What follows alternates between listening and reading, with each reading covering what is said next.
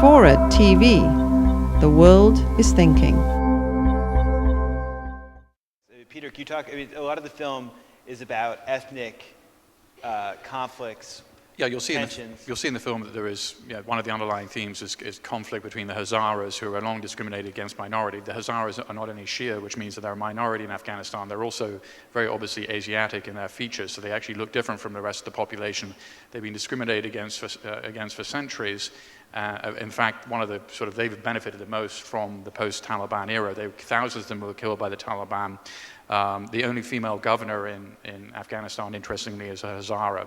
So they benefited quite a lot from the post-Taliban era, but you'll see in the film that this is one of the kind of undercurrents.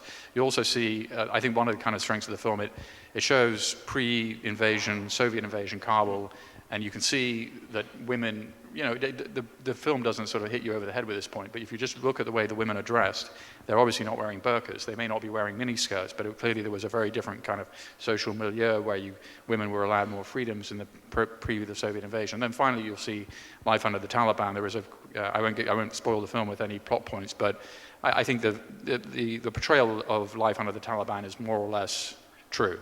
I mean, it's quite true to life.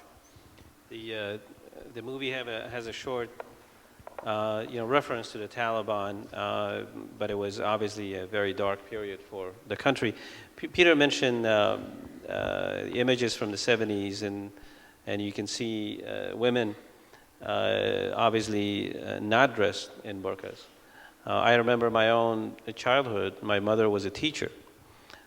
We had many folks in our family. There were teachers and doctors. There were women. And imagine a period of time that Taliban came in and asked all women that were functioning in society. There were teachers, there were nurses, doctors, dentists. These are all people in my family and others. Ask him to stay at home and completely disengage from active life. Those are some of the images that you'll see in the movie. I think that it relates very well to what used to be life in Afghanistan.